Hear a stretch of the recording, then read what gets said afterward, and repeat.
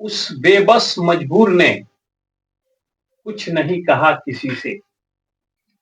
उस बेबस मजबूर ने कुछ नहीं कहा किसी से, मगर उसके बदन का फटा हुआ कपड़ा बोल रहा था। मगर उसके बदन का फटा हुआ कपड़ा बोल रहा था, और वो बेसुध बदहवास चली जा रही थी। और वो बेसुध बदहवास चली जा रही थी, मगर उसके जिस्म से टपकता हुआ लहू का कतरा बोल रहा था। नमस्कार, आदाब, सत श्री अकाल। मैं हूं समीर आयोग और आप देख रहे हैं रियल स्टोरी। आज की जो सच्ची घटना मैं आपको बताने जा रहा हूं, ये घटना है साउथ ईस्ट दिल्ली की। 11 अक्टूबर 2024 रात 2 से 3 के बीच। रात 3 बजे करीब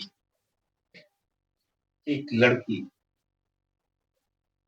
सराय काले खां इलाके की तरफ अकेली अर्धनग्न अवस्था में बदहवास स्थिति में चली जा रही। 6 किलोमीटर की दूरी वो अकेले तय कर रही थी। रोड पर अकेली सुनसान इलाकों में गाड़ियां गुजर रही थी, लोग गुजर रहे थे, लेकिन कोई उस मजबूर लाचार लड़की के तकलीफ को समझ नहीं पाता है। वो लड़की लगातार चली जा रही थी। काले खां इलाके में एक नौसेना के जवान की नजर उस लड़की को पड़ती है। उस लड़की को जाते हुए जब देखता है तो उसके फटे हुए कपड़ों को देखने के बाद शायद उसकी स्थिति को समझता है। कुछ दूर तक उसको निहारता है। वो देखता है कि उस लड़की के अंग से ब्लड का एक एक बूंद टपक रहा है।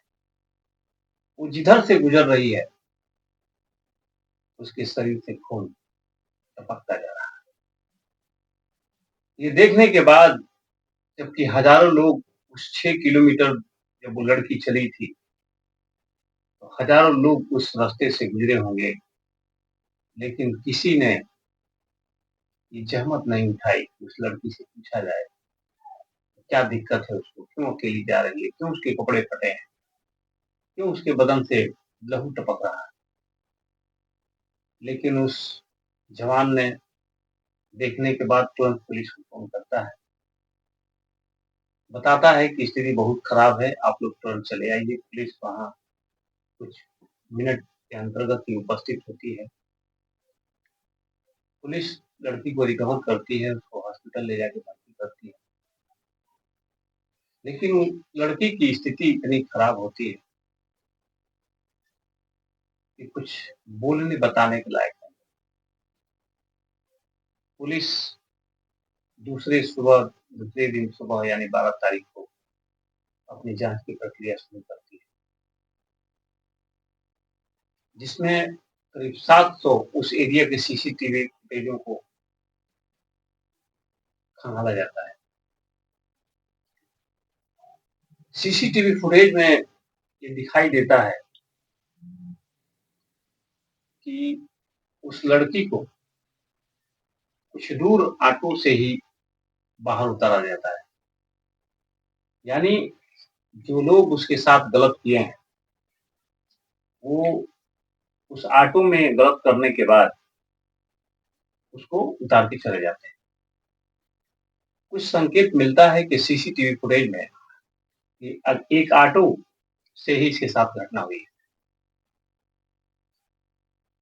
फिर करीब 150 ऑटो वालों को पूछताछ के लिए बुलाया जाता है, की जांच की जाती है।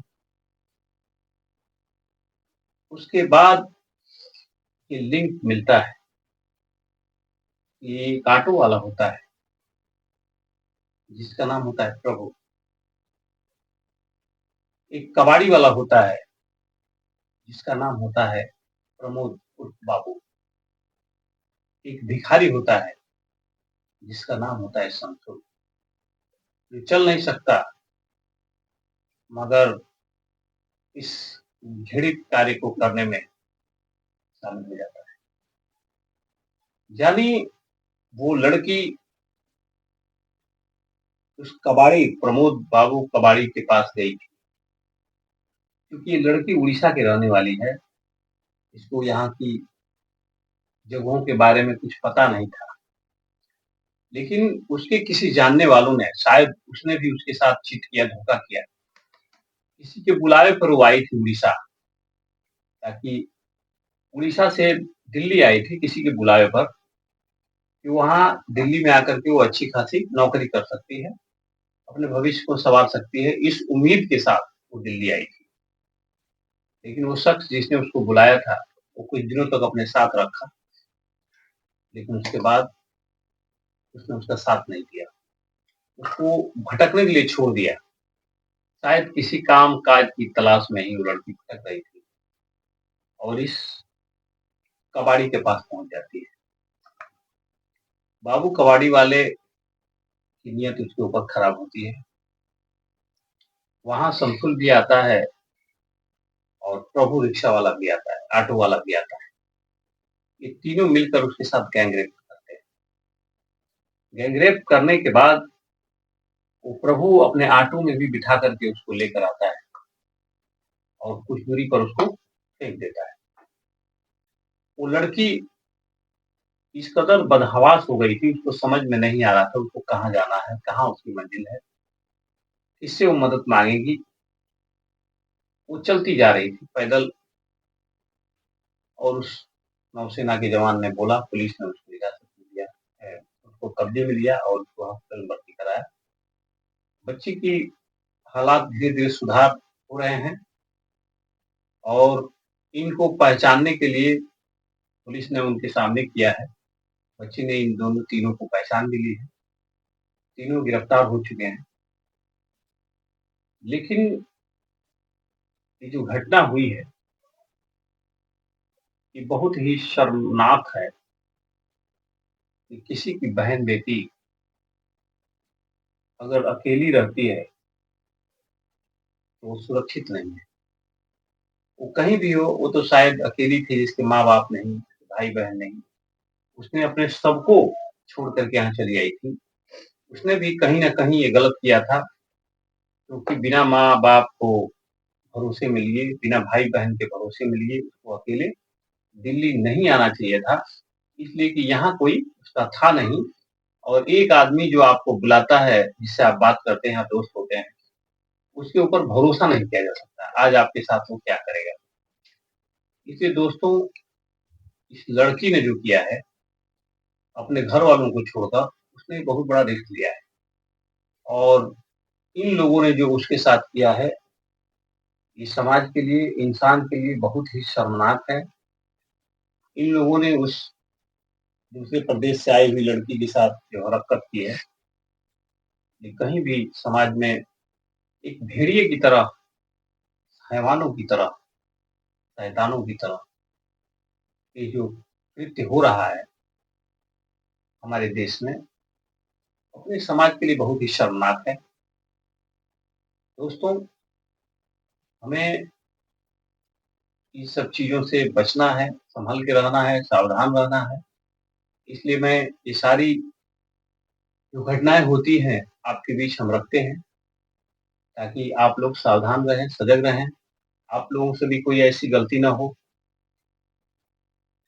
हमारे वीडियो को लाइक करें, हमारे चैनल को सब्सक्राइब करें, ताकि ऐसी जो घटनाएं होती हैं आपके बीच रखी जा सके। अपना ख्याल रखें। तब तक के लिए जय हिंद, सत्यमेव जयते।